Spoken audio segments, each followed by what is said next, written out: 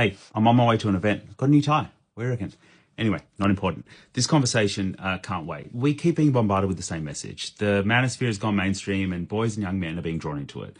And we know that has disastrous consequences for the boys themselves, but especially for the women and girls who bear the brunt of the sexism, the misogyny and the violence that will follow. And the algorithm that fuels it is counting on division. It fuels a grievance economy among boys and men, so much so that that grievance economy is actually part of the business model that sustains the manosphere itself. And there's a boy that you know whose online world is being filled right now by men who profit from their resentment under the guise of self-improvement.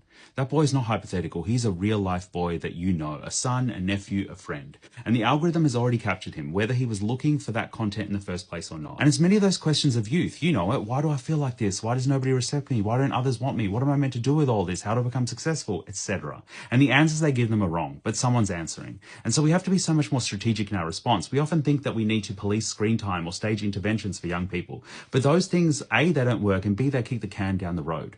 We cannot out-argue an algorithm without seismic shifts in how tech companies are regulated, but we can offer him versions of being a man that do not depend on someone else being inferior to him. And so if you're a man watching this, whether you're a dad or a father figure or a role model, we need to be a man in his life whose presence is more real than the men in his phone, turning up when nothing is wrong, being someone that he can bring the ugly question to and not get lectured.